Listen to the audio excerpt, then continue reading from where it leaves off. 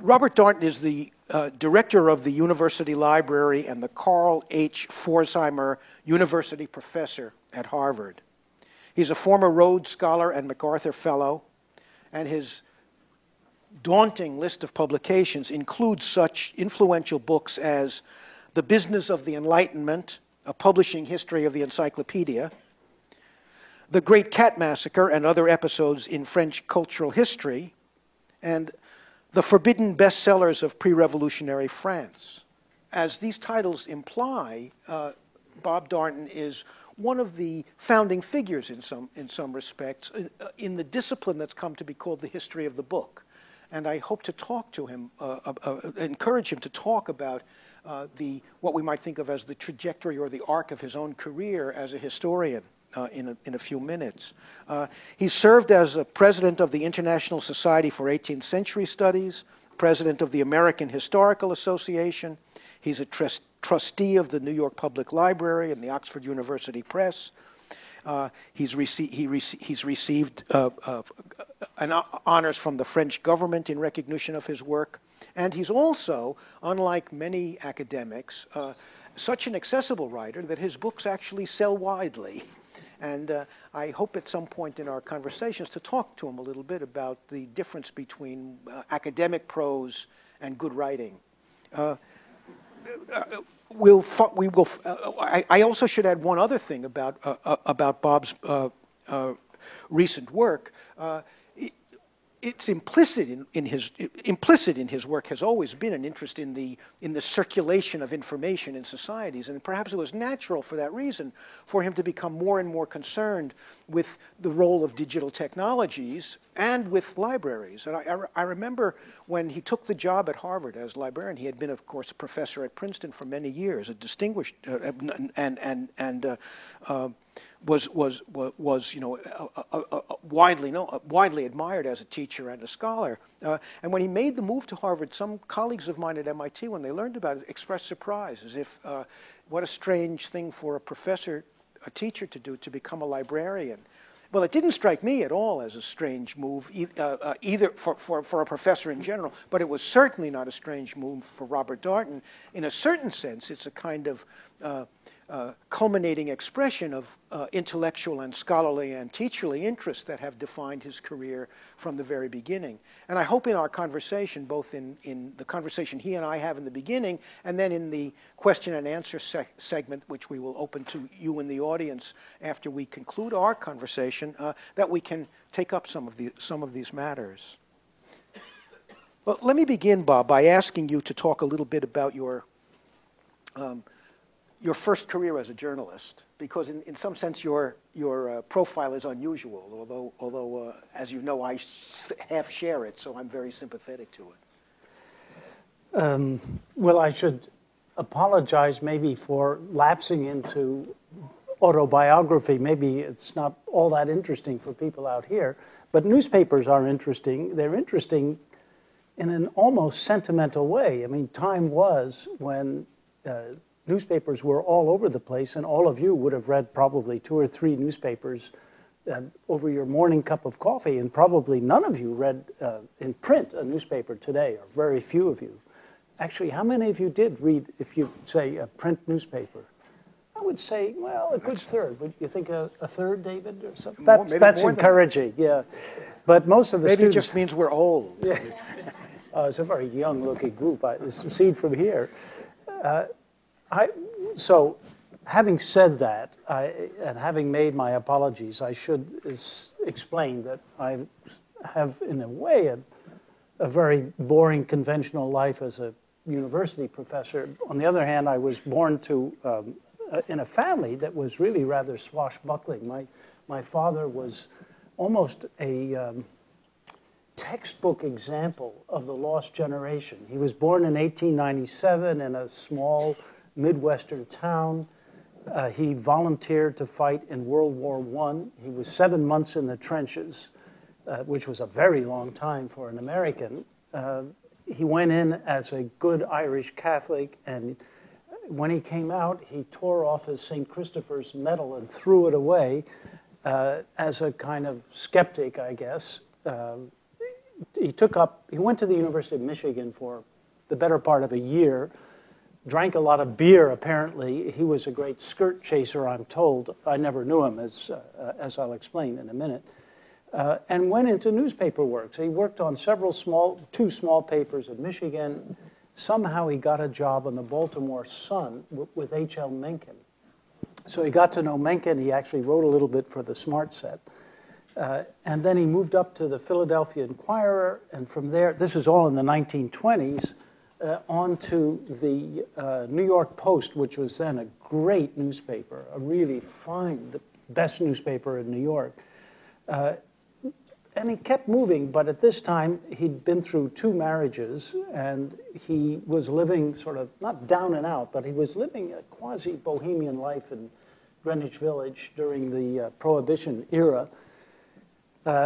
He became desk editor and then managing editor of the AP in New York, and finally joined the New York Times, where he was one of the top reporters, and timed his life perfectly to be assigned to cover the Pacific when World War II broke out, and then was one of the first foreign correspondents killed in the war. So I was then 3 years old. I never knew him at all. That's why I'm sort of trying to get up his history in a way. And my brother, my little brother John, was only 11 months old. So we've been fascinated, my brother and I, ever since, as to who this person was. But part of the fascination is with journalism as experienced in that generation. I was then predestined to join the New York Times, and the publisher of the Times told my mother that my brother and I would always have a job. So from a very early age, I began scribbling newspaper articles. His brother worked for the Times for a long time. He spent his whole career there. My brother won a Pulitzer Prize. He's a terrific correspondent, writer, reporter, editor. I'm very fond of my little brother. But he really is a wonderful writer, I think. In any case, I was the black sheep of the family because I became a college professor. And it happened sort of by mistake because I was intending, of course, to be a newspaper reporter. I mean, I had this notion of guys in trench coats, you know, with those days they all wore hats, and a turned-up collar covering crime in the streets. It's a romantic vision, that sort of tough guy, shoe leather reporter type. But I trained to do it and worked a lot in school newspapers, and then I did boot camp on the Newark Star-Ledger in we were going back over this, I think it was almost the time that you were on the Newark Evening News, so we could have crossed paths, but we've decided we didn't. In any case, covering police headquarters in Newark, New Jersey was a great way to understand the basics of how to write news stories. And the basics are not all that complicated, but I would argue they involve an apprenticeship in this mysterious thing we call news. And now maybe we're getting into the heart of the sort of subject here before us in a media center, because what is news? It seems to me that there are 2 ways to answer the question. One is news is what you read in newspapers. And so that's a kind of good working definition. You could go back over newspapers and try to sift out what in them constitutes news value or news. But another view of it, which isn't contradictory to the first, is that news is a cultural construct that newspaper people learn by doing. And that's what I think I picked up on the Newark Star-Ledger. How to write a lead sentence that would get past your editor, how to write fast, how to be accurate. You know, I never realized that you always had to know the name and the age and the address of the victim. And if you didn't have that, and the perpetrator, the suspect, if you didn't have all that information, the night city editor would look at you as if you were an idiot. Well, graduate students in history sometimes don't get things like that, and because they can often be so enamored of theory and steeped in Foucault.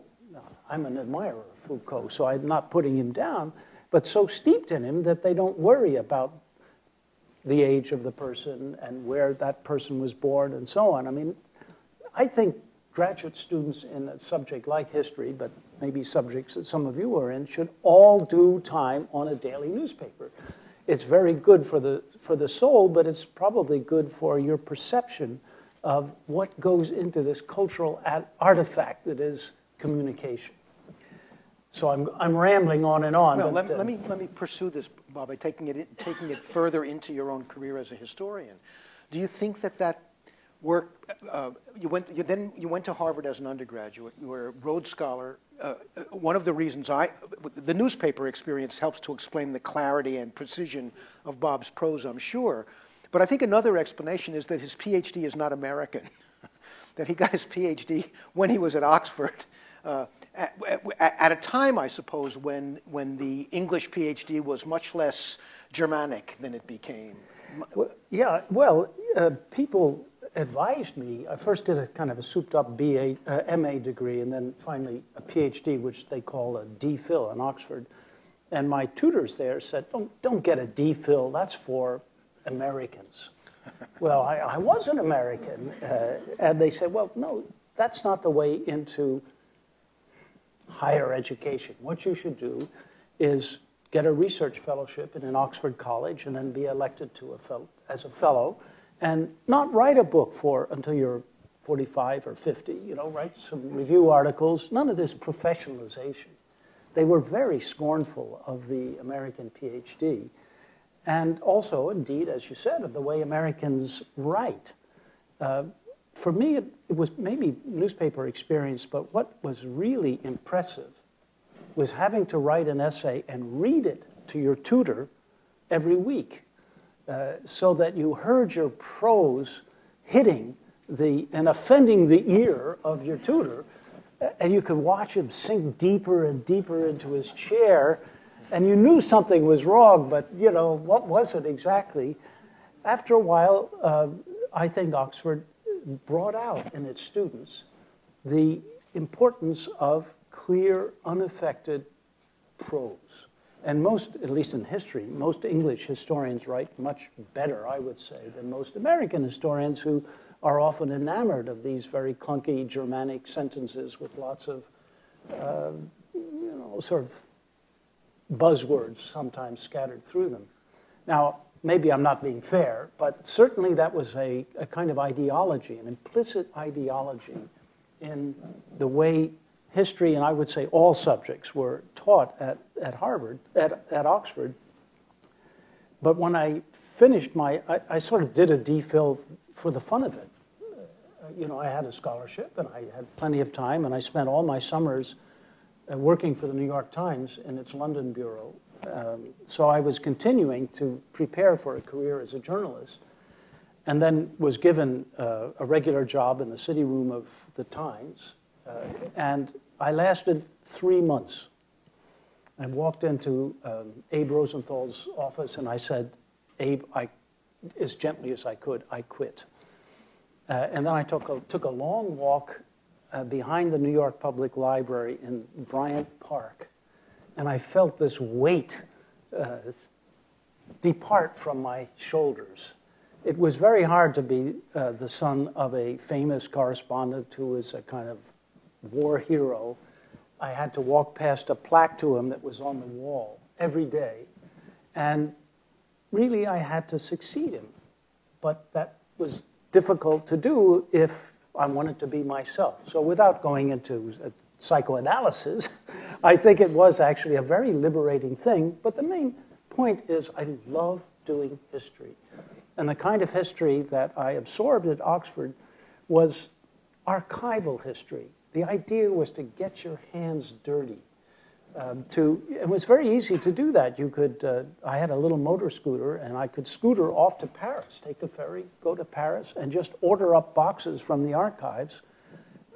The sensation of opening a box full of manuscripts there's nothing like it. It's much more exciting than covering a holdup in the middle of Newark. They come in boxes about like this. There's usually a kind of a ribbon, like attachment on the side. You undo the ribbon, You fold back the top of the box, and inside are what the French call chemises. They're dossiers, folders, piled up. You take one out, you put it down, open it up, and start reading. And out of this, one letter or memo or whatever it is, after another, somehow you've got to produce history. Well, I mean, I think one of the things you're simplifying here is the difficulty of reading what you see in those archives. I mean, I remember my son is influenced by Darnton, is a historian of the French of the French Enlightenment in part, and works in territories that were pioneered by Darnton. And I remember when he won his fellowship to go to France to do his research, he had to take he took a special course in how to read 18th century French handwriting. And apparently it's a very difficult task. No, it's easy. I mean, it's 18th century French, not to put down your son, I mean, but 18th century French handwriting is easier to read than modern French handwriting. It's true, whenever I teach a seminar, I usually have photocopies of one of these dossiers, usually from the papers of the Bastille. And they're wonderful documents because they're interrogations in which you can follow a police interrogator laying traps for the prisoner. So it's question, answer, and at the bottom, the prisoner signs every page to testify to its accuracy. So it's a drama, you know, and you see into the lives of these usually rather obscure people.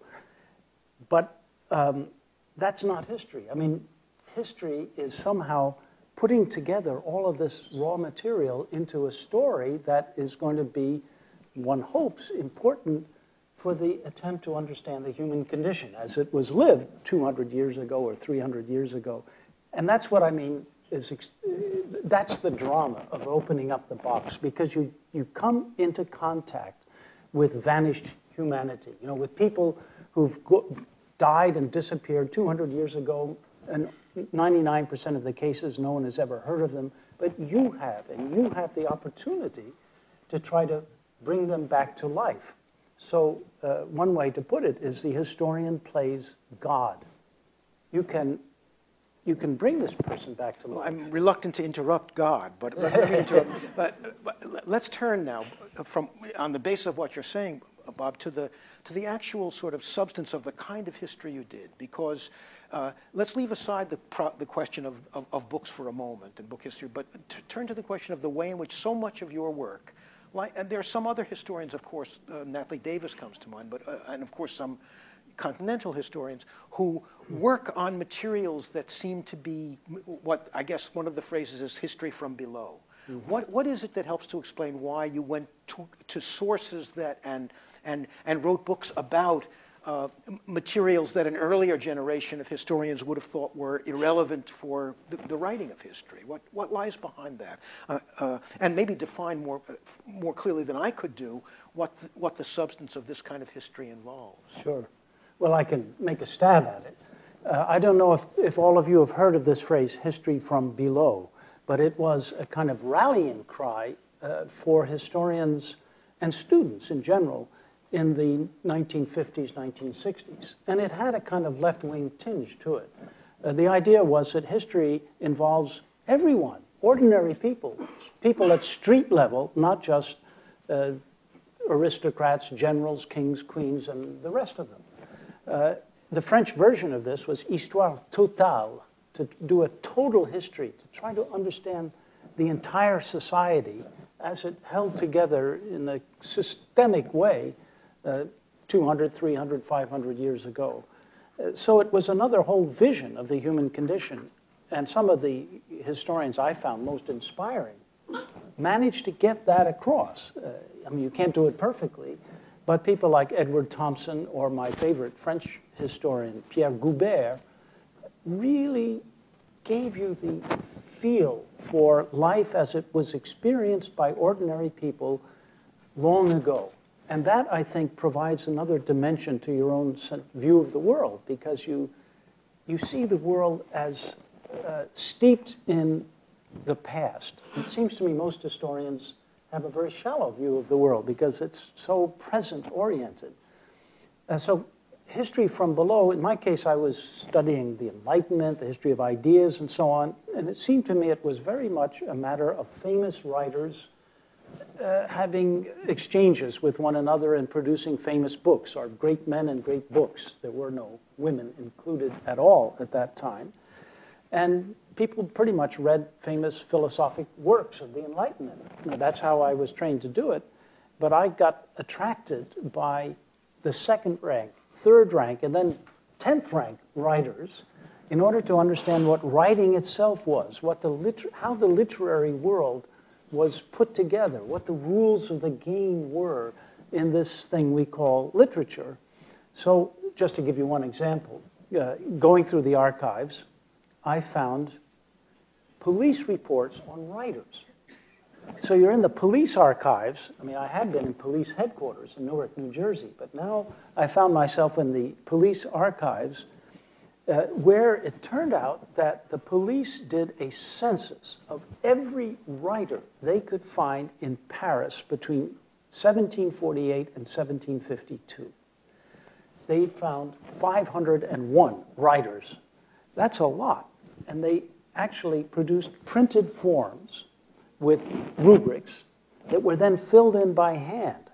I mean, this is sounding like Foucault, you see, because you had, in fact, a kind of grid, a conceptual grid that was then filled in with information by police spies and police officers. Well, this census was simply astonishing. There you found Voltaire, Rousseau, Diderot, Montesquieu, the most famous writers, and surrounded by about 490 writers that no one had ever heard of.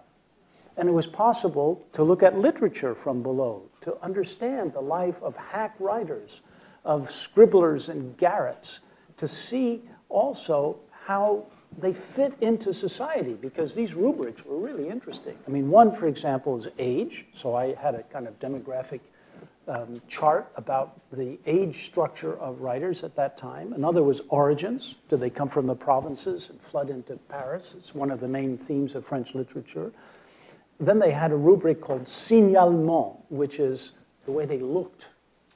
And it turned out that the police were reading physiognomies, and they were very tough in the way they described these people, you know, an atrocious physiognomy, a hideous mien, you know, just one thing after another. But the idea was to read faces for characters, which I found fascinating. And then finally a rubric called histoire. And there they told the life story, as much as they could piece it together, of these writers. Well, these life stories were simply, in many cases, extraordinary. And I could go on and on about it. But you see what I mean. The point is, here's the Enlightenment. In the year 1748, you got the first great works of the Enlightenment. No, not exactly the first, but 1748 is a year when French literature explodes. You've got De l'Esprit des Lois, you've got the announcement and the prospectus of the Encyclopédie, you've got important works of Voltaire coming out. By 1751, Rousseau has published his first discourse. I mean, the whole Enlightenment seems to appear in print in a very few years. Now, it's not as if the police used the category Enlightenment in their work. That's something that was foisted on these writers in retrospect. But they understood that literature was a power, and that the means of communication, the kind of thing you study here in a media center, these means were important and needed to be followed by the police. So in trying to put together the pattern of lives lived in Grub Street, Paris, I thought that I was getting at literature from below. And that's, you know, that was the idea in any case. Well, Bob, this encourages us to make a nice transition more explicitly now to the sort of whole discipline of what now is called a discipline of the history of the book. And I wonder if you would address it. You could talk a bit about your own contribution to it, but how you define what you think about how the field emerged and why it's significant. Yeah. Well, when we say the book, we're not really being accurate. We really mean the means of communication. So the historians of the book frequently study film, they study dance notation, they do lots of things. It's not at all limited to history of the book. That phrase somehow took. It began in French as Histoire du livre, and then it really passed into German, Geschichte des Buchwesens, which is a real mouthful. In English, it still makes you feel a little awkward, at least when I say history of the book. People look at me askance and they say, well, which book? So then I say, well, book history. And they say, oh, well, what's that? Don't historians always use books? The idea is to understand how the printed word, or often the manuscript word, or the sung word, which is my theme here at MIT Wednesday after next, how words shape consciousness. How do they become a force in history? The nice thing about books is that you can measure them, you can follow their path as they spread through society. You can, to a certain extent, trace their effects, although that's very, very tricky, of course. So the history of the book, as we now call it, or the history of books, or book history, has, I think, come together as a new field of study. Now, it's true that people have studied books as long as there have been books. And there's a great tradition, notably in the English-speaking world, of bibliography, that analytical bibliography, that has been taught in library schools and English departments for quite a while. It was really invented at the very end of the 19th century and developed into a rigorous way of studying the physical aspects of books. But that isn't what we mean by book history now. It's one aspect of it. While the English were developing analytical bibliography, largely to figure out what Shakespeare probably originally wrote, the Germans were studying the catalogs of book fairs in Leipzig and Frankfurt, and were developing a more economic view of the history of books. The French studied it largely through the state archives. I mean, everything seems to be filtered through the state in France. And so they were very interested in censorship, state control, that kind of thing. We began trying to put all the pieces together, and the lead was taken not at all by me, but by people in the previous generation, especially in Paris. And the greatest of them was Henri-Jean Martin, who wrote a thesis, 2 volumes like this. It's about 1,000 pages, but once you've worked your way through it, you have a new view of how rich the study of books can be. This was linked with the so-called Annales School of History. That is a school that tried to see history from below and to do what I refer to as total history, histoire totale. So how could you do a total history of books? And those of us in the, if not the second generation, maybe a half a generation behind Martin, tried to use annales techniques in order to understand whole communication systems. So in my case, it often took the form of drawing diagrams, which may seem pretentious, but the idea was to trace a communications circuit from author and publisher and printer to, it turns out, the wagon drivers were very important. We could talk about wagon drivers and smugglers, if you like. They're very interesting characters, but it was crucial, it turned out. Transportation was crucial in the total history of the book. And then from there to booksellers and libraries, and finally to readers. And the readers, of course, would influence writers indirectly, but the circuit could be, in that sense, completed. What I tried to design as a model for doing book history, in other words, was a total history in which you would study all aspects of the book and not simply the words on the page or the life of the author. So I found myself drifting into the papers of publishers. Now, it turns out that there is only one publisher from the 18th century whose papers have survived in a large mass. And that was the Société Typographique de Neuchâtel. That's a publisher in the little Swiss town or city of Neuchâtel, just across the French border. And that was not an accident, because France was surrounded in the 18th century by publishing houses, all the way from Amsterdam and Brussels through the Rhine country into Switzerland and down to Avignon, which was then papal territory. the publishing industry flourished around what's what I call a fertile crescent of publishers. It flourished because there was a tremendous demand in France for books that were not censored. The censorship was quite active. It was fairly permissive, but still repressive at the same time. And there were book inspectors, there was a special book police, there was, above all, a booksellers' guild which had a monopoly that was controlling the production and distribution of books from Paris. But the people outside of France, in Brussels or Geneva, they published whatever would sell. They even had agents in Paris who were sending them letters about what was selling and what was likely to be published. They did serious market research. And they didn't call it that, but there's no question about what it actually was. So that their commercial correspondence is full of information for what you could call the sociology of literature. And these papers are simply thrilling to read if you're interested in that kind of a question. They have letters by smugglers. Some of them, many of them, of course, were illiterate, but the smugglers were organized in teams, and the captain of a team of smugglers could write the letters. In fact, he didn't call himself a smuggler, a contrebandier. He called himself an assureur. Now, an assureur was an insurance entrepreneur.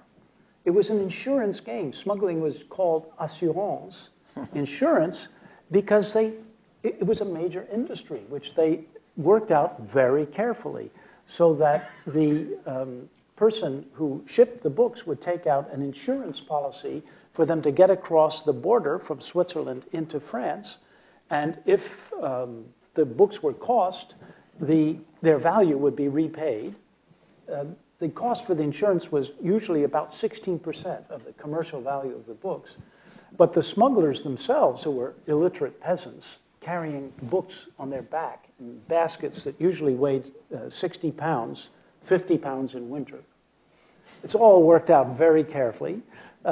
If they got caught, they would be branded on the left shoulder with the letters G-A-L for galérien, or galley slave, and then sent to row in the galleys in Toulon or Marseille for 9 years. It was a tough business. 9 years at the galleys is enough to kill you.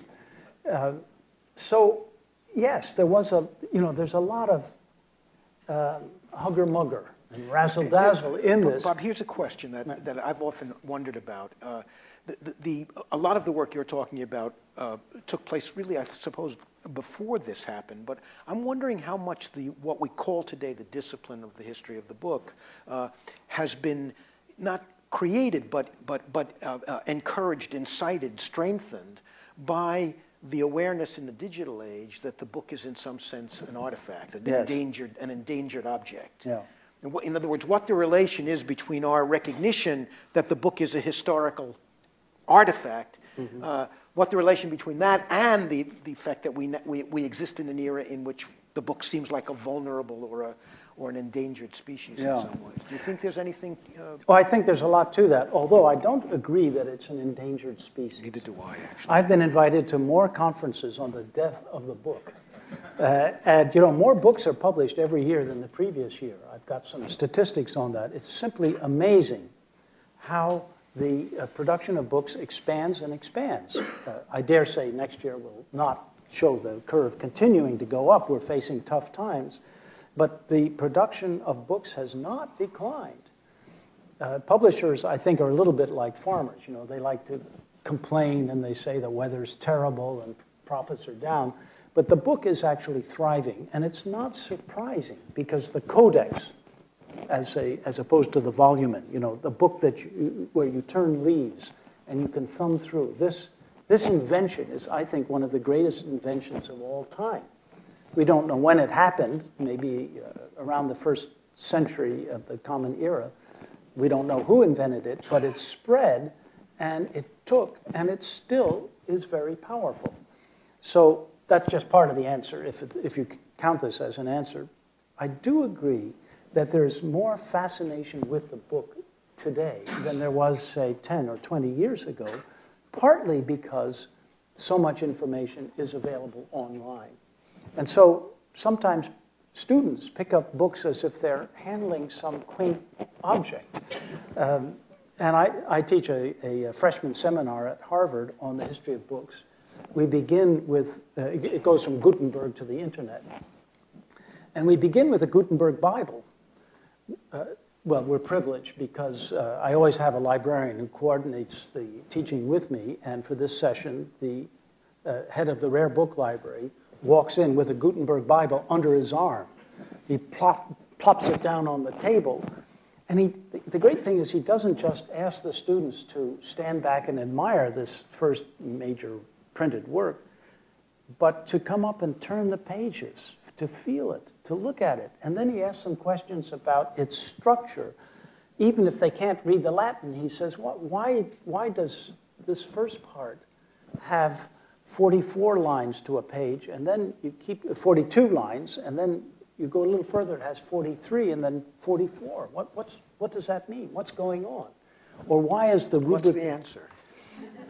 Well, the answer, we think, we know nothing about Gutenberg, next to nothing. I think less is known about Gutenberg than is known about Shakespeare by far.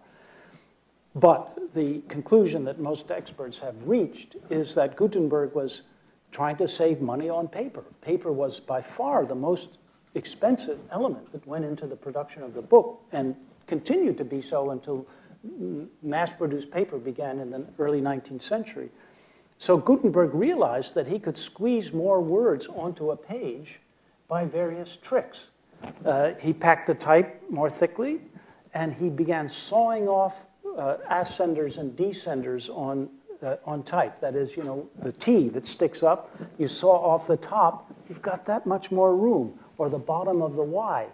And sure enough, if you look at Gutenberg's type real closely, you will find that there are sawed off chunks of type. It's endlessly fascinating, but the argument goes that Gutenberg was not producing a luxury object. On the contrary, this is the beginning of the democratization of knowledge. It was a down-market Bible, even though now it's, they're worth millions and millions of dollars, but probably, and this is borne out by studies of some of the bindings too, his Bibles were sold to relatively poor monasteries as opposed to great, rich courts of princes. So you can learn a lot by the physical study of the Gutenberg Bible. This is just kind of beginner stuff. But my point is this. The students, of course, were just knocked out by being able to touch the pages of the Gutenberg Bible, but I sensed in them a fascination with ordinary books from various times in the past, and that is part of what I believe is making book history so attractive to people today. Because most undergraduates think all information is online. And they go to their computers first if they want to find out about something. But once they're drawn into the world of books, I think they discover really another fascinating universe. So your message is no elegies for Gutenberg. That's right. Right. But this also allows us to make a transition to a topic I'm sure will be a central issue for people when we turn to questions in a few minutes, and that is the relationship between, something you've begun to write about a good deal, the relationship between the emerging technologies and the culture of a book, and what the responsibilities of libraries are. And one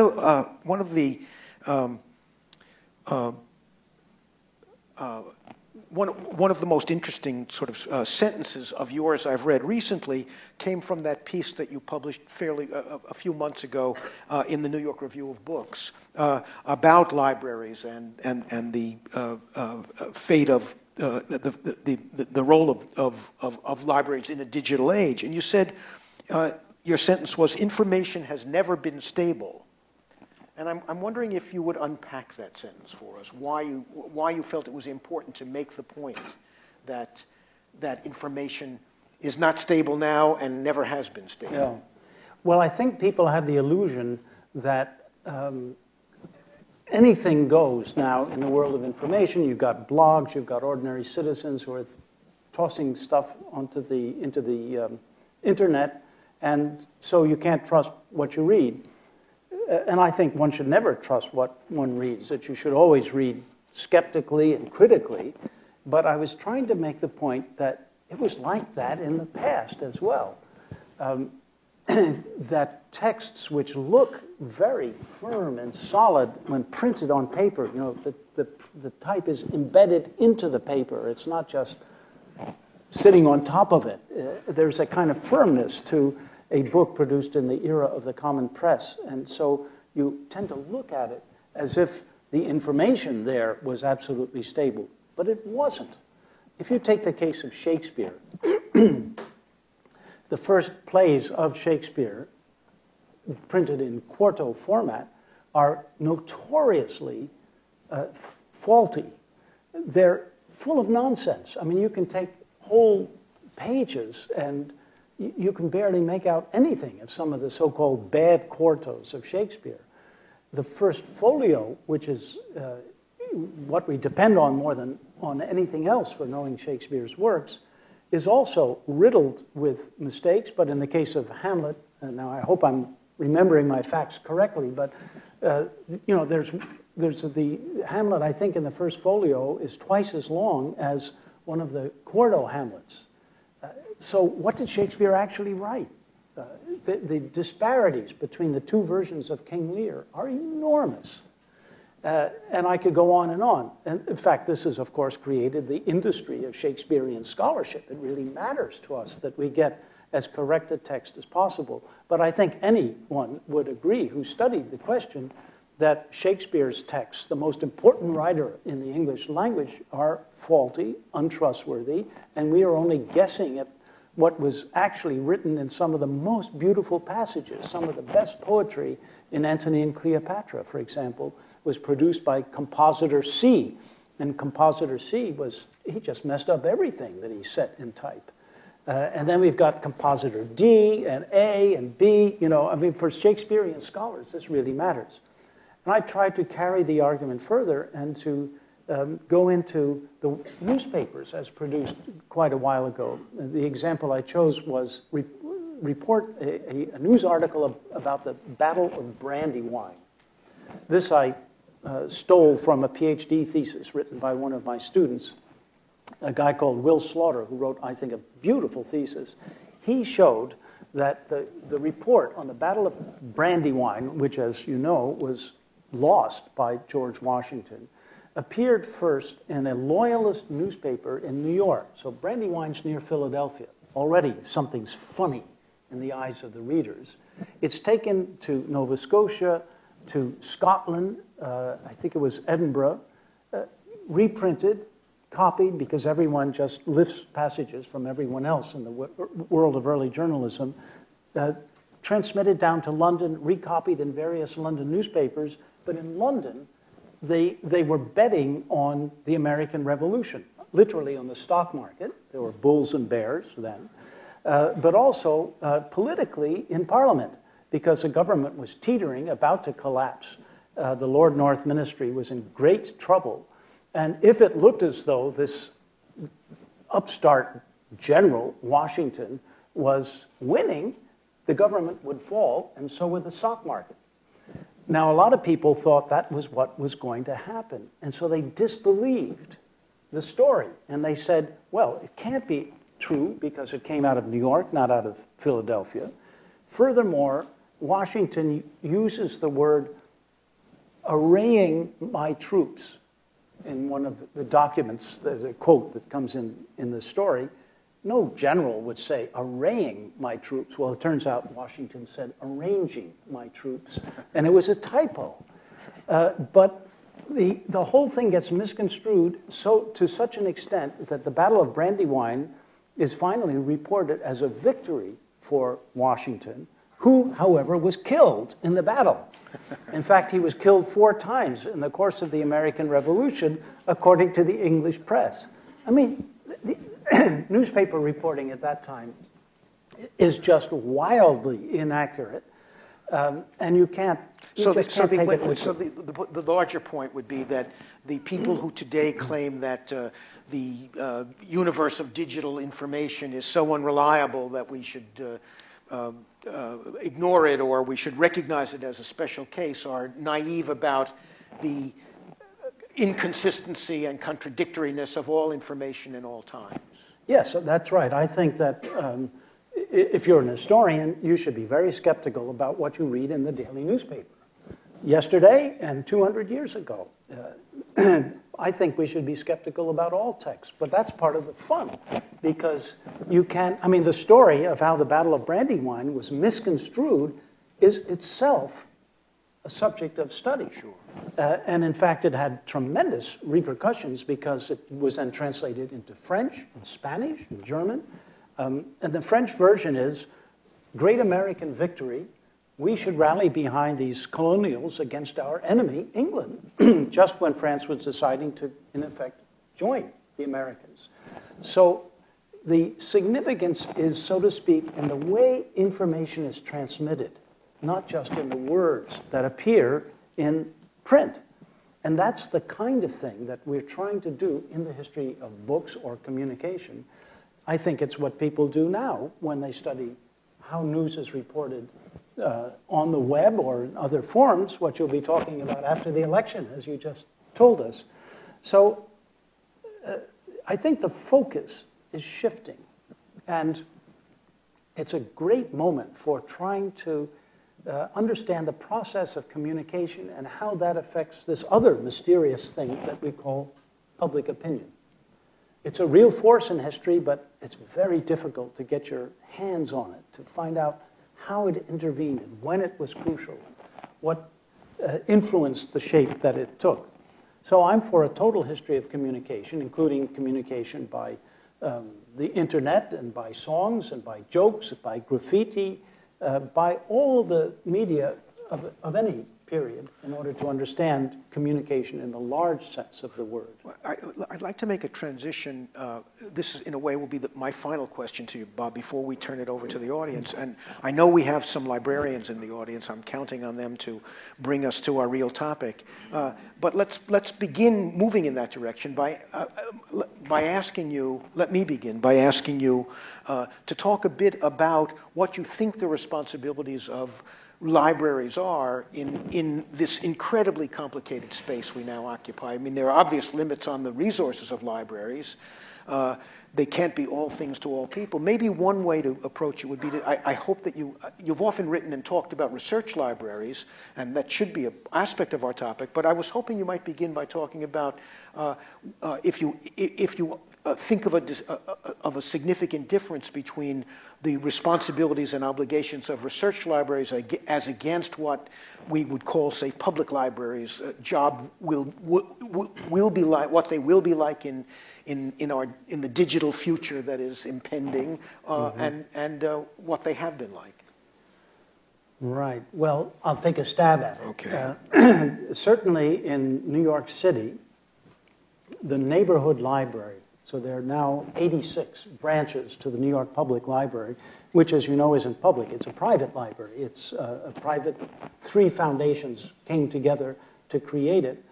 The branches are extensive. They're important for the life of the neighborhoods where they make books, but not just books, also videos, CDs, all sorts of things available. One of the things they make available actually is access to computers. I mean, everyone in MIT, I'm sure, takes it for granted that you've got a computer on your lap, if not under your pillow. That's not true. On your wrist. Right. It's not true of everyone in your left New York. nostril.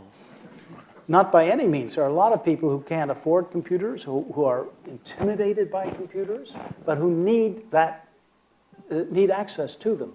So the neighborhood library has become a place in New York City where computer training takes place, where people have access to the web, and where a lot of very small businesses, often by immigrants from Korea or from Latin America, can begin to use data sets and information in a way that will make a difference for the small businesses, groceries, or whatever they are that they're setting up. I think it's a very important service. And furthermore, as you know, a great many people in New York City don't speak English. Well, the neighborhood library gives courses on English and in English, but also English plus Spanish or English plus Korean, whatever it might be, to the local population. I mean, this is a vital function. And we found that when we had to, I say we, I'm one of the trustees of the library, we had to close the libraries 2 days a week. So we went from a schedule of 7 days a week to one of 5 days a week. The neighborhoods protested. I mean, they really counted on this. For some neighborhoods, it's the most important building in their area.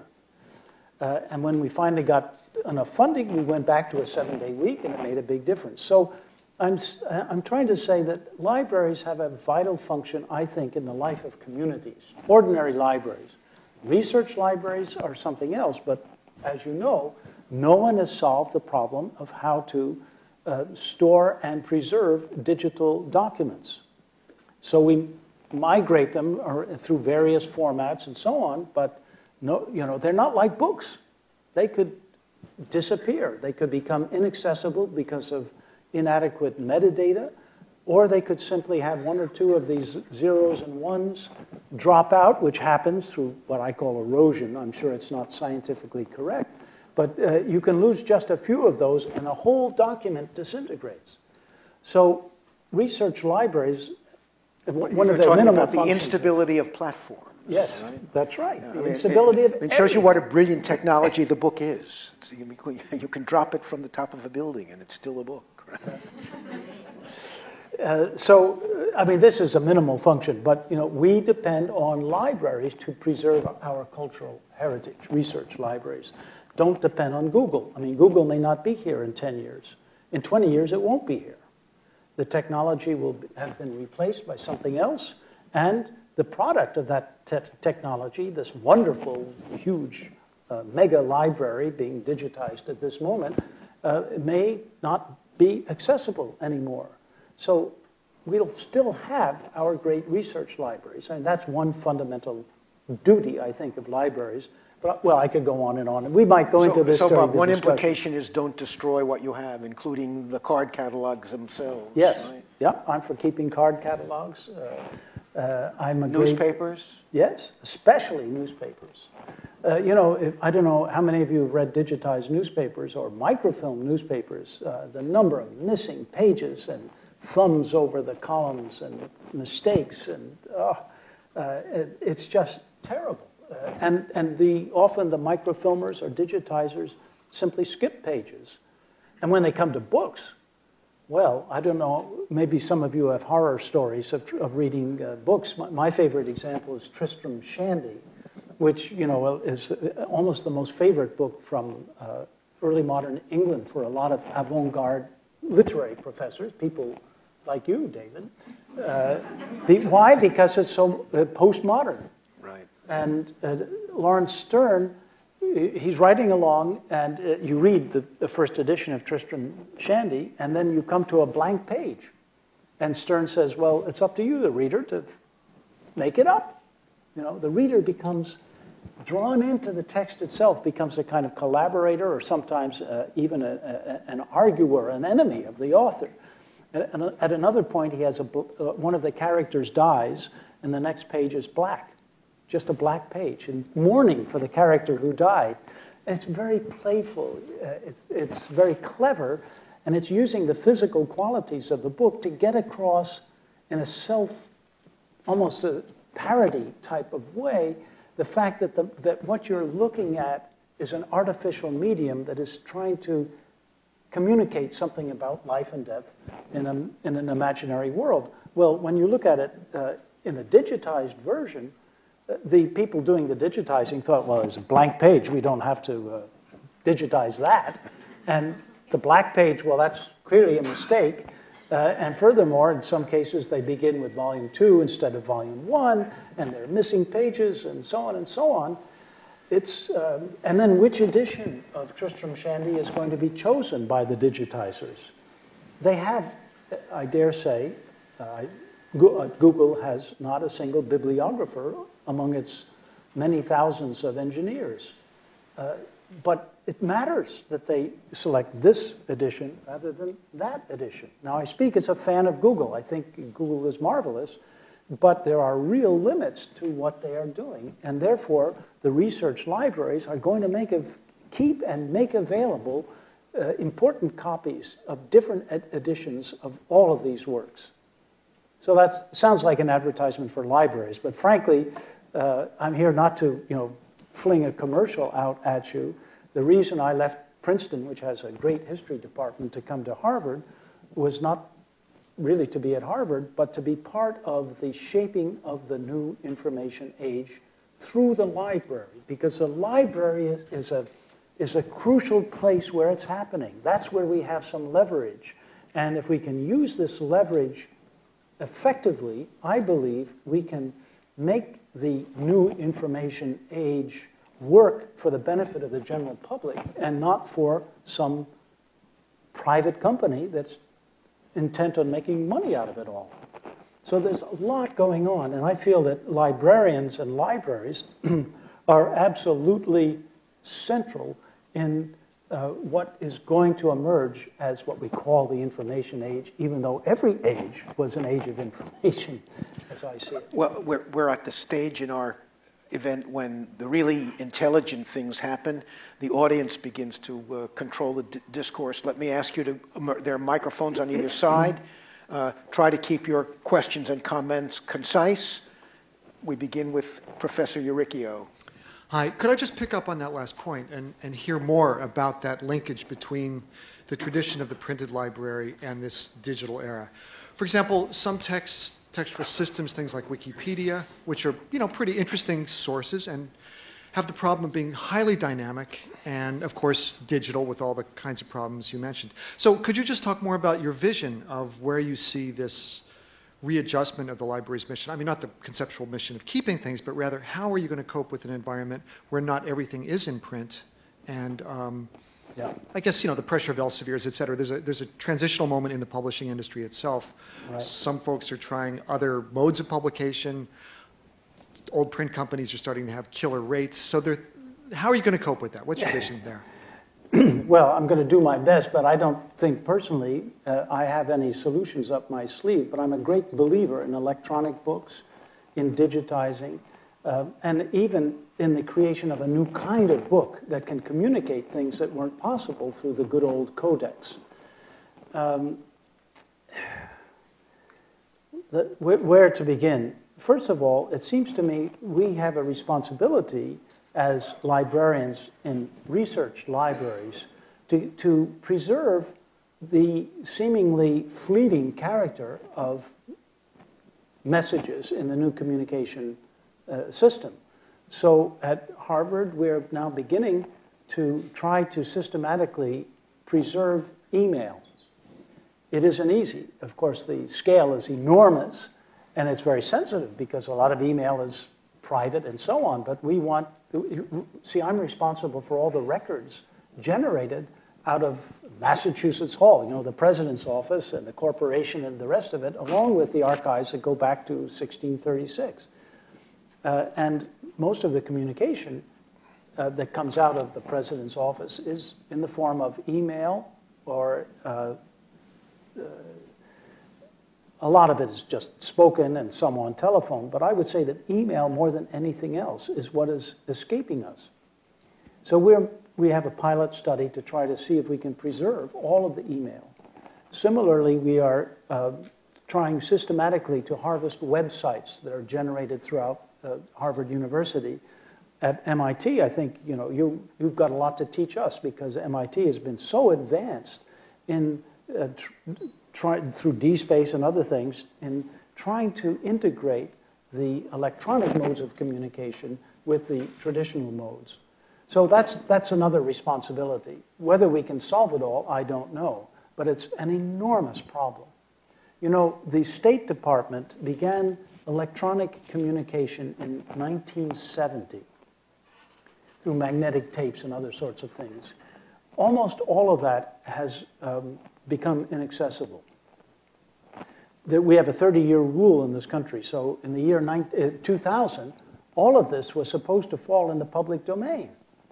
But most of it was lost. I say most of it. I haven't done my research on this. I could be wrong.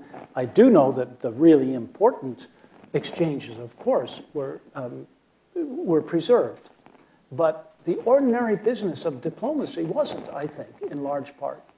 So we are losing a vast amount of our record.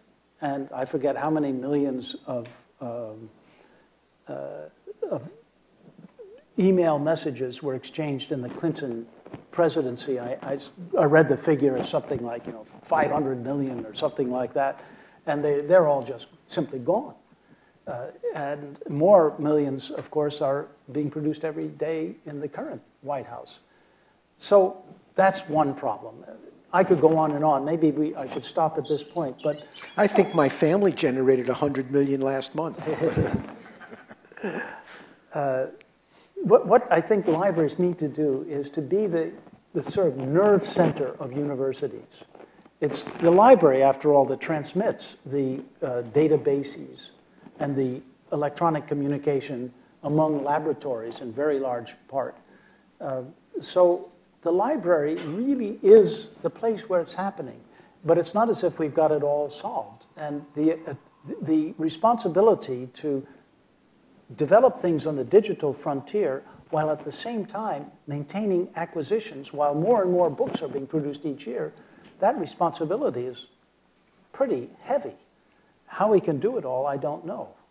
We've got real problems, and a lot of it is going to involve fundraising.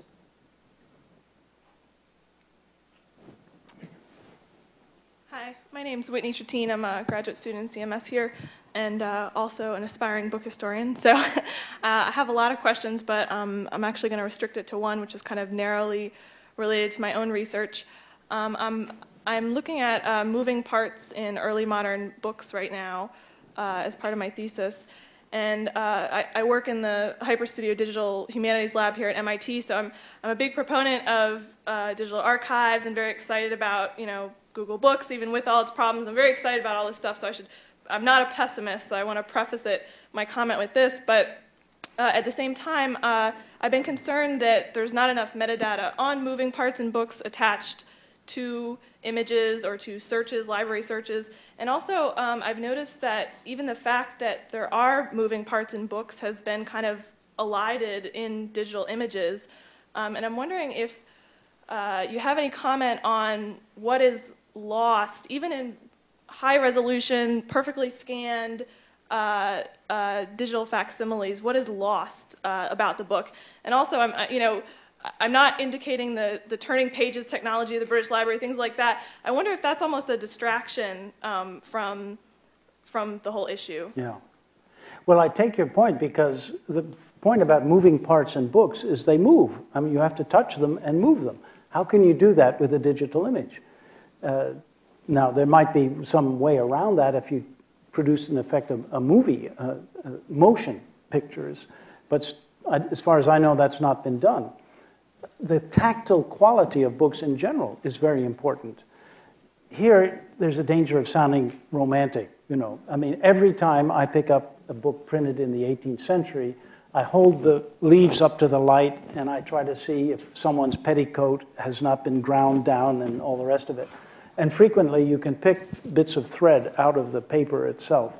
And I find that rather exciting, because you have this tactile contact with somebody's petticoat that had been worn 250 years, 300 years ago. Not that I'm a petticoat chaser or anything like that. So that's a loss. That's a loss. There are gains, of course, and I'm sure you probably know about the copy of Beowulf in the British Library, where the digital version of things made it possible to see things that had not been visible earlier. And apparently we've got one or two words from that ancient language that were discoveries. So there are things you can do digitally that you couldn't do otherwise. What other losses? Well, one of my favorites, but this also sounds romantic, is smell. a lot of people get a kick out of the smell of books, and it does, in a way, waft you into another imaginary realm. There is a French online publisher who did a survey of students at the University of Paris to find out what put them off about electronic publishing. And the main answer was, believe it or not, smell. So this online publisher developed a kind of sticker that you could put on your computer and scratch and get a sort of rare book smell. Well, that's not a serious answer to your question, but in general, I subscribe to the thesis that one medium of communication doesn't displace another. I think they coexist. They change the balance in the way communication happens. But we've learned fairly recently, actually, that manuscript publishing continued to flourish long after Gutenberg. I mean, of course, for the rest of the 15th century, the 16th century, but now we know that it was continuing throughout the 17th century, especially in England and in France, and into the 19th century. You could publish a book, according to Donald Mackenzie, who is one of my heroes among the founders of book history, you could publish a book more cheaply if you hired scribes to copy it, up to 100 copies. So there's a lot to be said for scribal publishing, which continued to flourish. And of course, a scribal book is quite fascinating to read. I mean, the experience of reading a scribal book is again, quite different. You know, it's especially important in Iceland. It turns out that the Icelanders, they had enormous libraries of scribal books, and they didn't really have printing. I mean, printing existed attached to the bishop. There were two bishops in Iceland in the 16th century. So printing existed in Iceland before it existed in what is today the United States. But they just turned out a few missals and such works for the bishops. Everyone is just copying books. And they did it for about 3 centuries. They didn't have bookstores. They didn't have printing shops, really. And I think they had almost no schools, and yet it was a country that by 1700 was almost entirely literate. So, you know, you've got to think differently about about scribal books as well as digital books. It's not an adequate answer to your question, but thank you for answering. Bob, one of the implications of what you're saying is that the job is so daunting. You want us to preserve every possible form of printed culture and every possible form of digital culture. No library could possibly do this. Isn't part of the answer much more extensive collaborative work across libraries in which some libraries take on some duties and other libraries take on other duties, and there's a real partnership? Yes, I think that we need to share the wealth and share the work. Libraries, of course, are very touchy about their treasures. Right. And some libraries and archives don't want things digitized because that's their patrimony, as they describe it. So it's a ticklish thing, and it involves, if you like, political questions. But it seems to me that the Library of Congress, which is our only deposit library, there's 7 in Britain, there's only 1 in this country, that the Library of Congress ought to preserve much more than it does preserve. The physical things themselves, including all sorts of ephemeral literature. But the interest in ephemera isn't what it might be. I mean, now we study the ephemera of Shakespeare's time. If you can get a playbill from Elizabethan England, I mean, that's a fabulous thing. Whereas people at the time, of course, were tearing them off walls and stepping on them. We need to collect ephemera. We do need to collect everything. And I think we need new taxpayer support. It seems to me that the Library of Congress, in its larger mission, ought to, maybe it could be paid for by renting or selling bandwidth. After all, the air belongs to the people of the United States. And why can't it be, if you're going to be renting it out or selling it, sell it for the benefit of the people of the United States in this mission to keep and preserve everything produced in the form of communication. Hi, I wanted to ask you, you alluded to the relationship between Harvard and Google, which I think preceded your coming to your job. What's the status now? Is it like 1/3 or 1/2 done? And secondly, what's the assumption about the end point with that mountain of data? How will Harvard use it, and how will Google use it, and what do the two entities agree on? Yeah. Well, it's a. Can you hear me all right? It's a delicate question. We were one of the first to cooperate with Google for books in the public domain. It turns out that the books in the Harvard University Library are, the whole nature of the library is quite different from many other research libraries. For example, roughly half of the volumes are periodicals or serials. And of the other half, roughly 3/4 of them were produced outside the United States. So Google it's not clear that Google is going to be venturing far into the world of non-US books or serials. And therefore, Harvard's collection isn't as attractive maybe for Google. I can't speak for Google, but it may not be as attractive as it might be, so that we might have only 1 million volumes or so to contribute. I mean, I'm using very round figures, but we have 16 million volumes in the Harvard University Library. It's the largest university library by far in the world. And it's, that's a disappointment. I would like all 16 million of those volumes to be digitized, well digitized, to be available free to the whole world. But that is naive. I mean, it's utopian. I know that it costs money to digitize, and not just to do the scanning. I mean, to produce the metadata, to maintain it, and so on. It's a very costly business. And Google has very deep pockets.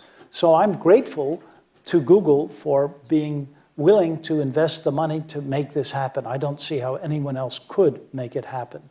Will it happen correctly and for the benefit of the whole public? Well, so far so good, because despite the errors of things like Tristram Shandy that I was mentioning, the fact is that this great mass of books, now from about 28 libraries, is becoming available. But they're books in the public domain. So you can consult them today, you can do searches, you can do mining, you can do lots of things, thanks to Google Book Search, which I salute. The question is, what will happen when we get beyond books in the public domain? And I don't know the answer to that. Hi, I'm a librarian here at the Come Humanities closer Library. to the mic, Marlene. Can you hear me now? Yes. I'm a librarian here, and I've been writing for quite a few years about the impact or the instability of the digital environment on libraries. And I've become increasingly unhappy with the instability terminology, because I think we're talking about a number of different things, and that if we don't distinguish them, that we're actually losing something.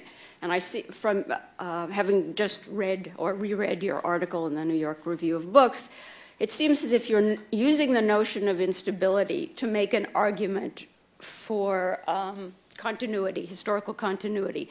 But it seems like you're talking about two different kinds of instability, and I would like to add a third to it, okay? So the first kind of instability I think you're talking about is information instability. And by that, I think what you're saying is that all we have are varying accounts. And none of them necessarily correspond to any particular reality.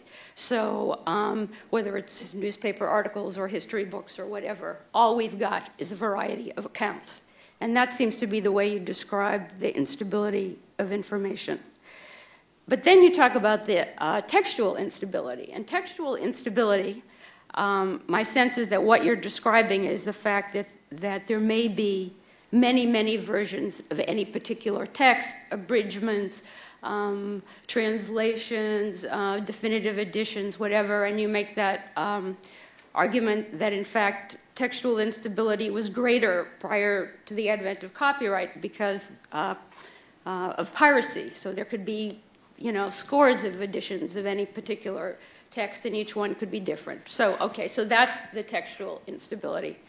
But my sense is that digital instability is of another order, and that it has an impact on libraries unlike, or a new impact on libraries that we have never seen before. And the way I would describe that is that if you catalog or create a bibliographic description for a printed object, no matter how difficult it is to do that, no matter how hard it is to describe that particular object, once you have described it, you don't have to worry about it changing.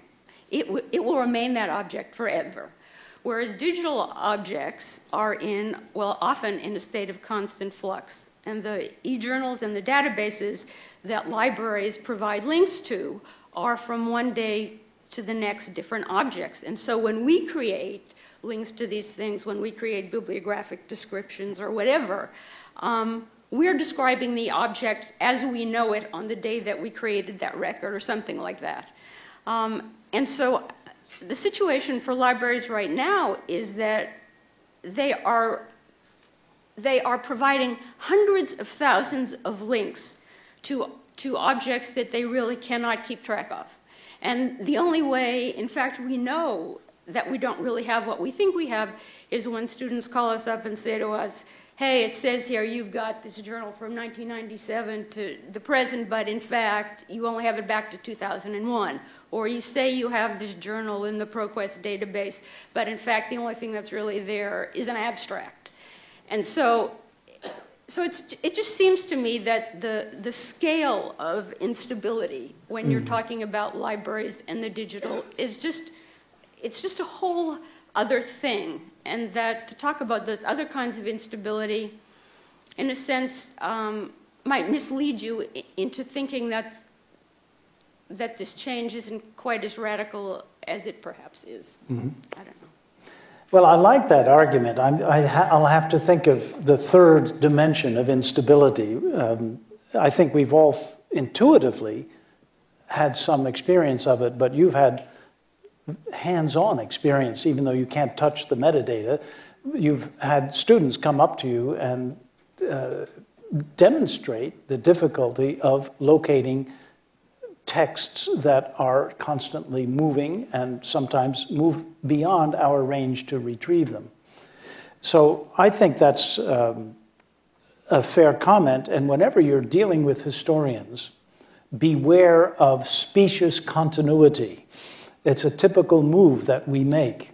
We try to see something in the present and we say, well, it was just like that in the past. You've got this false consciousness of how much today is different from yesterday. So that's pleading guilty, and it is also accepting the testimony of your experience as a librarian, which I think is important and something that I should learn more about. After all, I'm not a librarian. I'm a director of a library, but I don't have a library degree. Instead, I have a tremendous respect for librarians. And when someone like you tells me that my argument really was one of these historical arguments that sins in this respect, I take that on board. I'm not sure that I see a clear difference between what you called information and texts. After all, we just have texts as a way to get at information that was traveling. And, you're dealing with texts in digitized forms as well, so that you could say that the same basic problem exists. It's a change in scale. And also, I agree in the nature of the information, because what's distressing about the tendency of digitized documents to disappear is not just that the O's and the ones can unravel, as I was saying, but that if the document definition isn't adequate, even if it's there in some server, it can't be found. That's what's terrifying. I mean, all of us, I think, have had the experience, if you have a large library, of looking for a book, and maybe you've moved house, as I just did, to come here to Cambridge, and now I can't find some of my books. And, you can spend a long time just trying to locate one. Well, the metadata in my head was inadequate. you multiply that by several million, and you've got your problem. So I sympathize with the problem. I was hoping maybe that you would say in this third dimension of instability that you had a notion of an answer, but if you do... 10 years ago, libraries could basically... 10 years ago, libraries basically knew what they had. They had the card catalog, and they had records of journal receipts, so they literally knew what they had. And we're in the position where we subscribe to hundreds or thousands of journals, and we basically take it on faith that every month those new issues are showing up. But are they really? I mean, it just feels as if we are forced to take so much on faith because there is no way yet devised to track, to, yes, whatever. Yeah, it's an interesting point because you subscribe to a digitized version of an object or something born digital. And you can't check them all, can you, to know whether the text is solid or not. Thank you for the comment. That's very helpful. Hi, my name is Sans Fish. I'm a software engineer here at the MIT Libraries. I also work on the DSpace software and one of the site administrators here. I wanted to call out that one of the things that libraries are contending with right now are, we're talking a lot about texts and about books and digitizing them, but data sets are, for instance, obviously we have a lot of them generated here, are a big thing that libraries are going to have to tackle, so I think that deserves a little bit more attention, especially because, just for instance, I think there's a concern that a lot of data sets are, they'll be generated, a lot of experiments will be done, but you'll get the final data set and that will be archived, but there's a whole temporal continuum there that doesn't get recorded. But I wanted to know what your thoughts were on, because I know Harvard's kind of embarking on their own DSpace instance for theses, and I believe it's possibly the policy that you can require digital submission of theses into the system. I'm not sure.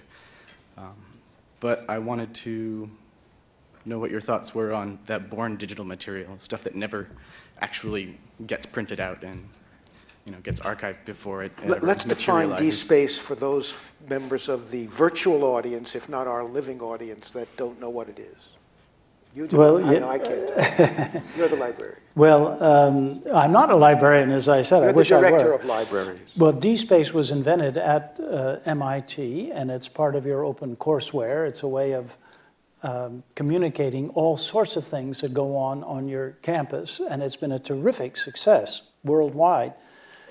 When we at Harvard last February had a debate and then a vote in the Faculty of Arts and Sciences on the issue of making scholarship openly available, free, online, we thought of MIT, naturally, and DSpace, because it's one thing to require that faculty submit an article, a scholarly article, to a repository. It's another thing to actually make it happen. So we had to design a system. We had to build a whole system for making it happen. And we used a modified version of DSpace. So we got a lot of help from MIT.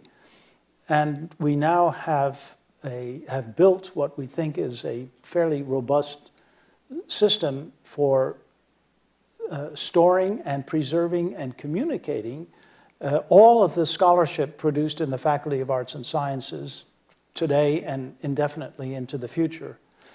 We're in a beta phase of it, and I've actually submitted some of my own articles to it. And it's fairly user-friendly.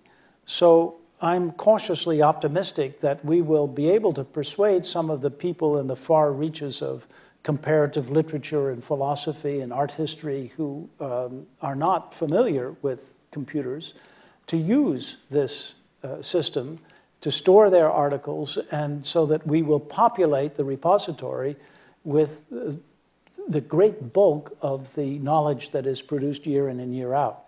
Now, this may not be an adequate answer to your question. Now let's come back to your question about what's lost. Well, may if there's any trepidation in your community about, the theses being born digital and never actually materializing and being archived and then put in. But are you experiencing any resistance to? For theses, for dissertations? For theses or anything that you're going to put in DSpace. Yeah. Well, there was a big debate in the faculty, and as you probably heard, it was a unanimous vote. I think it may be the first unanimous vote that the Faculty of Arts and Sciences at Harvard ever took on anything. So I got the sense there was a lot of enthusiasm for it. There were worries at the same time, and these were, talked through. There was a major attempt to study the question in all of its aspects. And one of them was the worry I guess you're referring to, namely that it might be harmful to some journals or scholarly societies to have these articles available free when otherwise subscribers would have to pay for them. There's another worry, and that concerns graduate students who are writing dissertations. We now are planning to put all dissertations online for free. Well, you might feel quite unhappy about that if you've produced a dissertation that you want to turn into a normal printed monograph. How are we going to deal with that part of our constituency? The answer basically is, in each case, to have opt-out provisions. So, for example, if you're a student who is hoping to produce a monograph on the politics of Colombia, you can, it will be digitized, it could be born digital, and it will be stored and preserved, but it will not be communicated for X years. So we will have an embargo to protect the graduate students. But at the same time, we have to work very hard to make sure that these born digital documents, whether they are scholarly articles by the faculty or dissertations by the students, that they don't get lost. And as you know, no one's solved that problem, but we have, I think, a very good Office for Information Services that has developed all kinds of techniques for migrating them from one server to another and testing them and preserving them. So I think that we are being responsible in that respect. I have the feeling that we didn't really answer your first question. Do you want to restate it? Because I think, I thought you covered it. Okay. Kevin. I'm Kevin Driscoll, a graduate student here at CMS. And I deeply appreciated that you acknowledged the role of the smuggler, the compositor, the typesetter in kind of the entities that we know as Shakespeare or Voltaire. And I wonder how that expansive notion of authorship complicates the project of creating an archive or doing history. Sometimes it's very convenient to have a single author when you're writing history, but of course, as you noted, there are many, many different human beings who were participating in the creation of a text. Yeah. Well, I might have to lapse into autobiography again, because I'm now attempting to write a very large-scale electronic book myself. And it's going to be about the world of books in the 18th century. But the information is so rich. The archives I worked in contain 50,000 letters of, as I said, smugglers and booksellers and authors and publishers. It's everyone connected with books. They're so rich that if you want to get across the richness in its fullness, you can't do it in a conventional book. And so what I'm trying to do now is to write a book about the whole thing, but as a conventional printed monograph. I hope it won't be too long, but then to have an electronic supplement in which I will have various layers. A top layer might be a sort of mini monograph, series of short essays, monographs on aspects of the subject. And the subject, as I say, goes on forever. So you could write a lot of mini monographs out of 50,000 letters in an archive, and other archives as well that are related. But then a layer below that could have selections of the documents in English, and then a layer below that, the complete set of documents in French, transcribed and tagged, and then the bottom layer could be the actual digitized manuscripts, because when you transcribe a manuscript, you're always interpreting it. There's always something that is imperfect about it. And I would imagine a reader reading, so to speak, vertically through that material, finding his or her own path, and then being able to print out what he or she wants from it in one of these espresso-like book machines. I don't know if you've run across this, but we now have the beginnings of an industry in which you can download a digitized text, print it out, and have it bound in a matter of minutes, and not very expensively. So it could be that my future readers would take this electronic aspect of the book, and each reader would develop his or her own paperback that could be produced instantly. And then the bibliographers would say, well, we've got, you know, dozens of different books. I think that's great. Maybe bibliographically it's a headache if any bibliographer will ever be interested. But it empowers the reader. It makes a kind of collaboration between the author and the reader. It gives my readers the ability to disagree with me, to argue back with using evidence that I myself have supplied. And there might be a kind of wiki aspect to it in which we would have running debates. I haven't quite decided that. So I think that one of the excitements about the new kind of electronic communication is the ability to get across not just more material quantitatively, but to get across material that enables the reader to select and choose and use this material in different ways.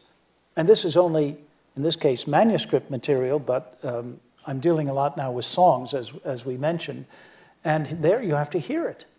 So, you know, electronic books can make it possible for you to hear songs as they were sung in the streets of Paris 250 years ago, and to see to what extent the actual music communicates meaning. That's a fascinating thing, and that sort of thing has slipped through the fingers of historians, because in an oral society, most oral communication just disappears into the air. But now I think we have the beginnings of a possibility to capture some of that. Again, it's like the third dimension of the digitized things. So much is going to get lost, but we can capture some. So I'm a real enthusiast about the possibilities of electronic scholarship. And I think we're in the era where we are creating new kinds of books, new kinds of reading, and that authorship itself is becoming new.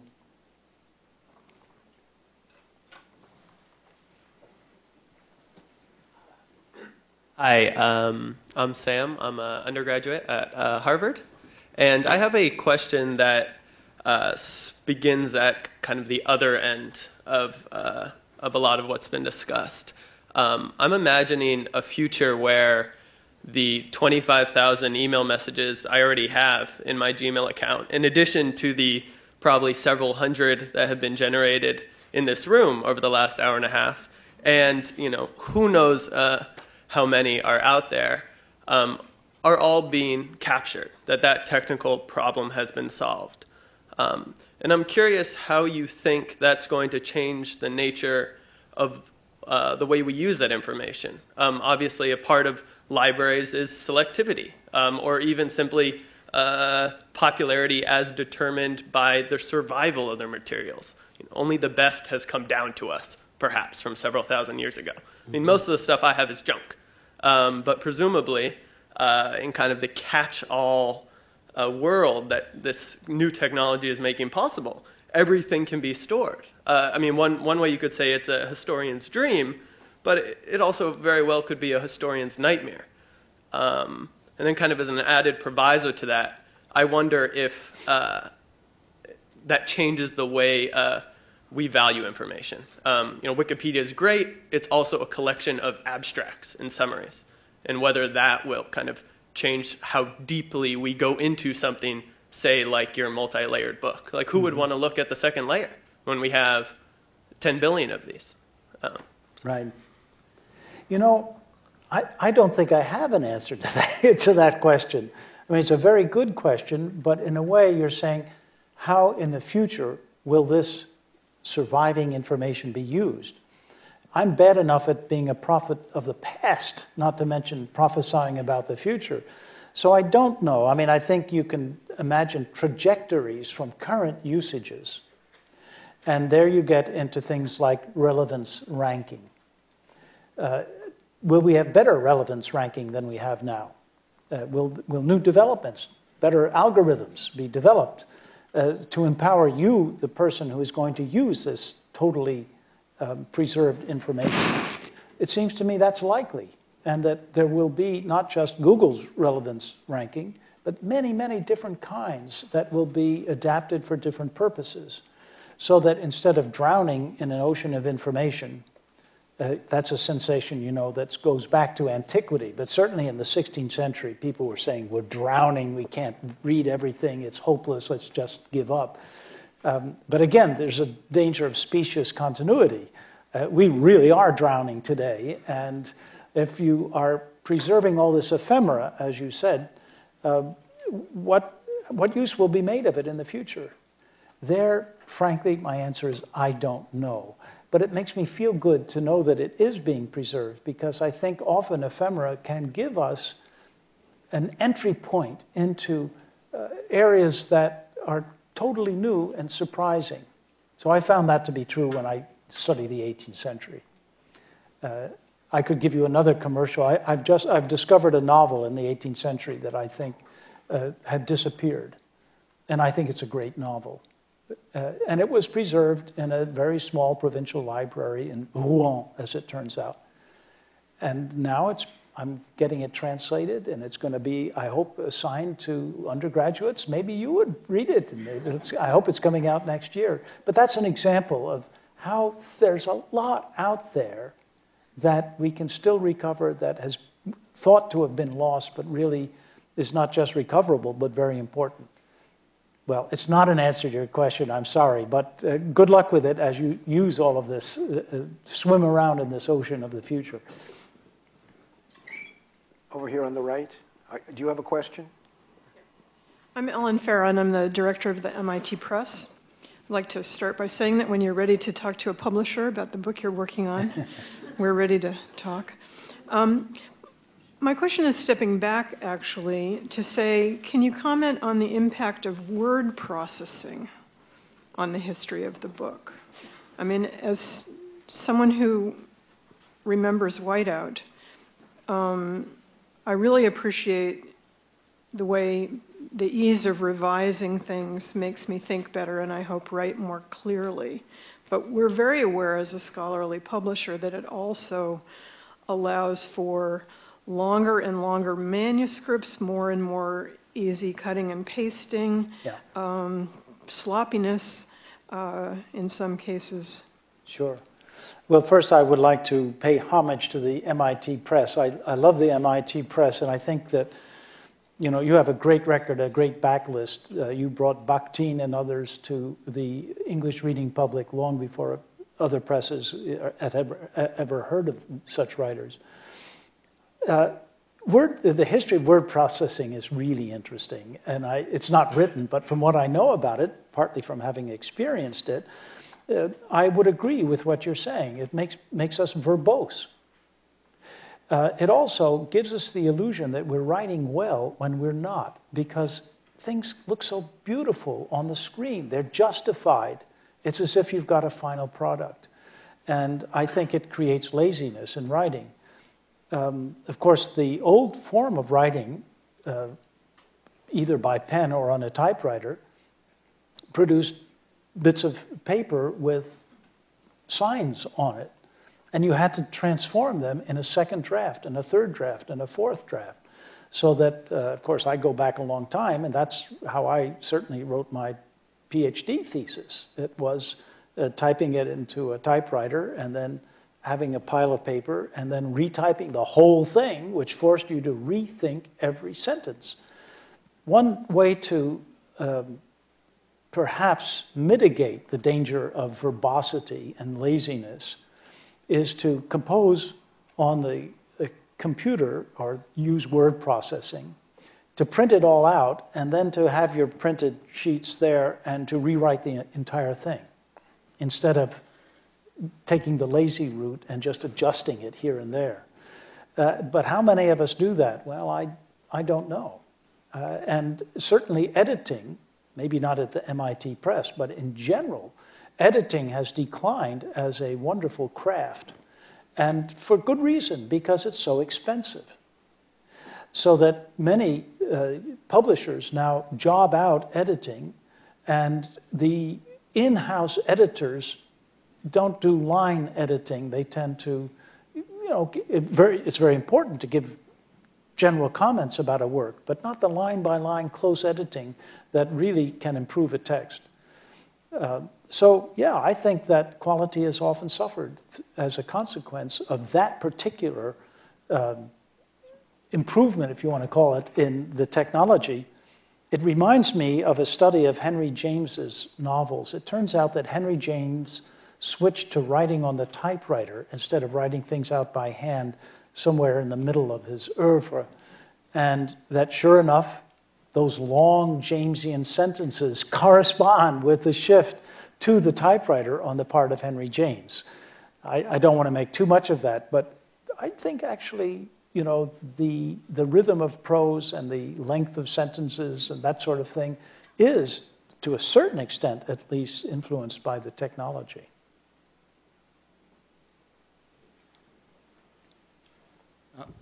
My name is Peter Walsh. When Diderot was describing his project for the encyclopedia, and I'm paraphrasing what he said, but his basic description of what he was doing was taking a digest of the best knowledge available to civilization and preserving it in a compact form in case civilization collapsed again, as it had done in the past. That the best things of knowledge would be preserved.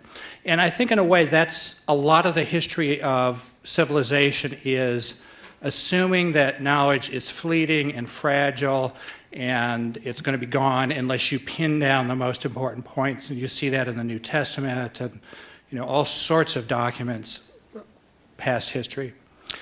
And what we have now in the digital age is this idea, we will save everything, we won't make judgments, we won't try to, pin down the most important things. And I just wondered if you had any thoughts about how to reconcile those two different approaches to preserving knowledge. It's a tough question. It's quite related to some of the earlier questions. I mean, right. I've been arguing that we have a responsibility to preserve as much as we possibly can. And I believe that. But I accept the point you're making, which is, well, does that mean that we will not discriminate between some things that are more important than other things? My return remark would be, well, we may have a clear idea of what's more important, but 50 years, 100 years, 200 years from now, the ideas could be very, very different indeed. And there are many examples of that process of re-evaluating things from the past actually taking place. For example, Shakespeare's quartos. I mean, Shakespeare didn't even think it, well, we don't know what he thought, but we guess that Shakespeare didn't think it was worth the trouble of being involved in the publishing of his plays. His poetry was different. I mean, he really did care about it, and he put his name on it and got it published, but not his plays. That was ephemeral literature of the time, sold in the streets at a very cheap price. It sold pretty well, we have evidence of that, but it wasn't taken terribly seriously. And only later does it turn out to be that which we take most seriously.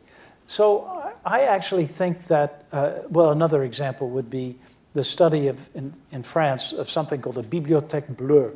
These were chapbooks, and most of them were read to pieces, thrown away, disappeared. But now French scholars are seeing chapbooks as crucial sources of information about the kind of cultural exchanges that took place among peasants and ordinary people.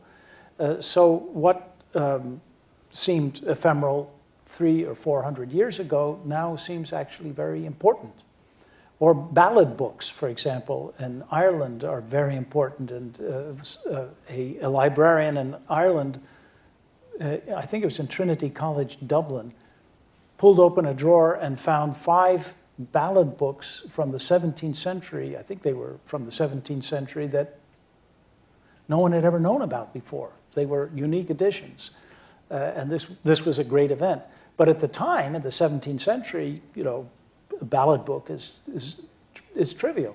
So maybe it's not an adequate answer to what you're saying, but I do feel that we are not capable in absolutely deciding what is the most important and most worthy of being preserved in the vast amount of things that exist today. You might make an opposite argument. The history of popular culture suggests, of the interest in popular culture suggests that the argument is opposite. The things that you think are throwaway items become the cultural artifacts that contain the culture's signature. That's what I meant. But what I was trying to get at is that the role of libraries and depositories has been to present a certain view of the world, which has then been able to codify a certain process of information. For example, the Folger Shakespeare Library collected multiple copies of the folios, and because he had that fairly eccentric idea of what was important in his collection, a whole new realm of scholarship came up because people discovered the folios weren't all exactly the same. So you could check on the typos and so on. And I think that's true. That's been historically true of libraries, is that people will have some kind of obsession, a private obsession, an institutional obsession for a certain kind of literature. For example, the Arabs, they were interested in Aristotle. They translated a lot of Aristotle and preserved it. That kind of process of sorting through information has preserved civilization on kind of a metadata level that you don't get when you're just trying to preserve everything, if that makes sense. I'm not sure I agree. I mean, I think that it's important to preserve as much as you can, right, because we don't know what will turn out to have been significant. But in saying that, I guess I'm not disagreeing with the fact that there was very high selectivity in the past, and that meant the past is, in that respect, different from the present. Right, and the assumption was you couldn't collect everything. Yes. So people were making conscious decisions, and that, you know, what we know about the Greeks is what the Library of Alexandria collected and passed on to the Romans. Yes, and so right. Yeah, no, I accept that as if you like, a qualitative difference in the quantitative dimension of what a civilization is able to preserve. Right. But what to do with it, you know, that gets back to this earlier question. And I think that we have a responsibility to preserve as much as we possibly can. But that doesn't mean that some things aren't more important than other things. What it means is I don't feel that I should be a kind of intellectual policeman who will say, okay, we're going to preserve this, but not that. I would rather try to preserve as much as we possibly can and leave it to future generations to explore in this vast world of the preserved what they themselves find to be most significant. You know, the kind of eccentric or specialized aggregation of information that you describe, Peter, is not precluded if you have everything. There'll just be a lot of weird aggregators who will do the job that you're talking about. It doesn't seem to me that there's a conflict, that if everything, theoretically, if everything were available, there would be more Folgers who would come in and do their thing out of the vast ocean of information that was there. You know, I think that's, you know, we're in a new age, and I think that's entirely possible. I just think if you look at the history of libraries, the history of collections, people are constantly, they're not saying we're going to collect everything, we can't collect everything. They say we'll collect these 20 newspapers because they are important to us, and we'll collect, you know, Bibles because we're a Christian institution, or we'll collect texts from ancient Greece because ancient Greece is, you know, the foundation of Western civilization. They weren't saying, well, we don't know what we want to collect. We don't have an idea of civilization. We'll just collect everything and hope later on someone will sort it out. They were making I think in every library they were making, you know, daily decisions. Yeah. Although the notion of a deposit library goes very far back in the past. That's true. And certainly in Britain, the idea was that the deposit library should have everything. The same was true actually in the beginning of deposit libraries in France, although they were royal libraries, but in principle, any book that was accepted for publication legally had to be deposited in the King's Library, etc. So I think there was, I accept your point, but I do think there was this notion of trying to preserve not just peculiar things that had particular interest for a particular collector, but also the totality. It's just that they didn't have the means to do it. Final question.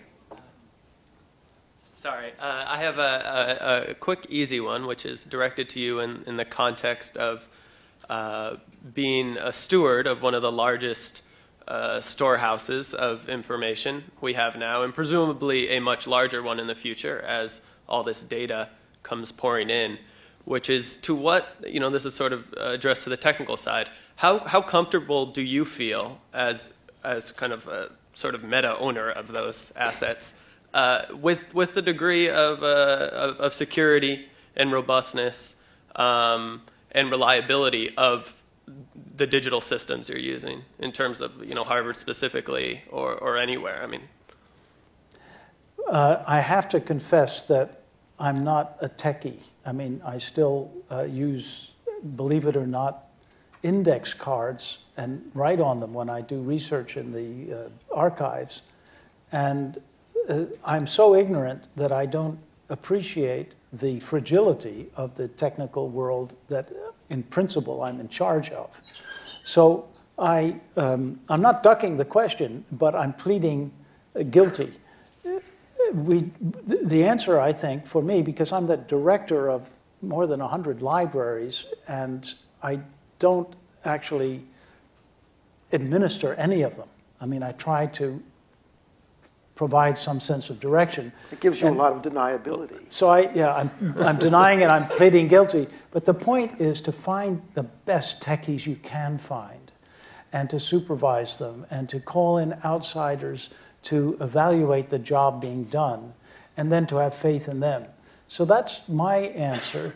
It may not be an adequate one, but I should probably lose sleep over, thinking about how you could have a systems failure that would permeate the entire system. Is it something you're nervous about, even in the abstract? I mean, do you have confidence that the fine people working on these problems are solving them for you as a historian and future historians, or do you think this is really something that we should be very, very worried about? I have to admit I haven't lost any sleep over it. I probably should have. The kinds of, when I was in grade school, we were trained to react to a nuclear blast.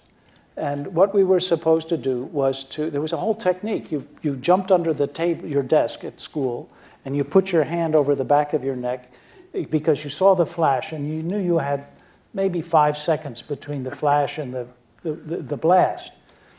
And I had recurrent nightmares of this when I was, throughout my childhood. I also had nightmares of Hitler coming in the window since I was born that far back. And so those are the kinds of things that interrupt my sleep at night. Nuclear disaster and Hitler. Now, probably I should wake up in a sweat worrying about, the digital preservation, but I have to admit I don't. And I'm a great admirer of the people in the Office of Information Services that are part of the Harvard University Library. So maybe it's lack of imagination on my part. And so I'll take that as a vote of confidence in digital storage. Thank you. Thank you very much, Bob. Thank you, audience. Thank you.